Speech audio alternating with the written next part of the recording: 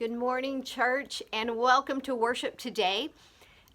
Kids, I'm going to show you a picture, and you tell me if you know who this is.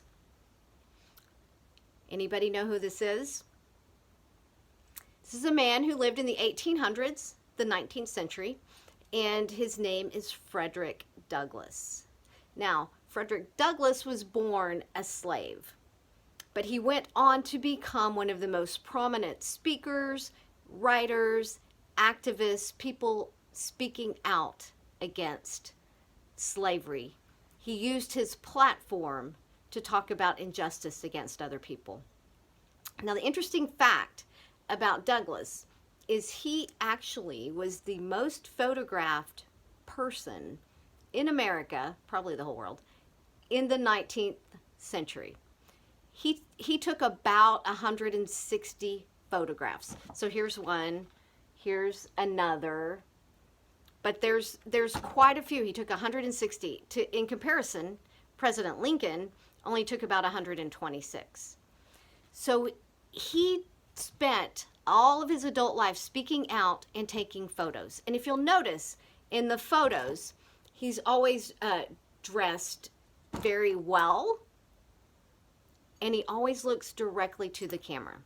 Now, back in that day, kids, they didn't have Snapchat and they didn't have Instagram, and so people didn't take selfies, and actually nobody looked directly into the camera because they were trying to come across as being modest, and they thought that it was immodest to look at a camera. But Douglass always looked straight into the camera.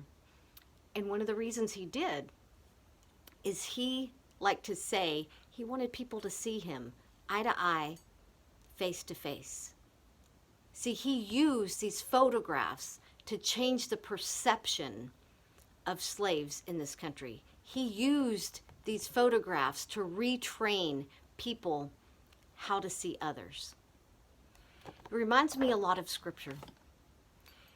We look at the life of Jesus and the stories of Jesus, and we think that we see Jesus a certain way, but as we begin to follow Jesus, we have to retrain ourselves how we look at him.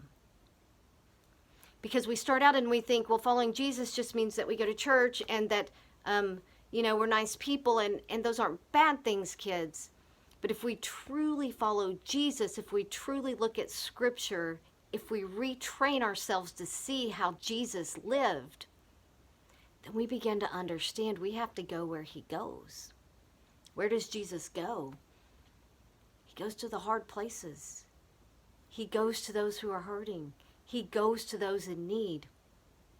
And as we understand the stories of Jesus, we begin to retrain ourselves on how we follow him. Just as Frederick Douglass retrained a country, a civilization, on how to view slaves.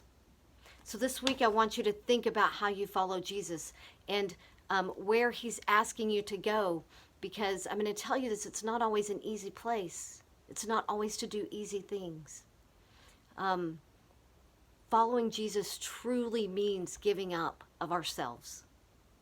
It truly means going wherever he wants us to go.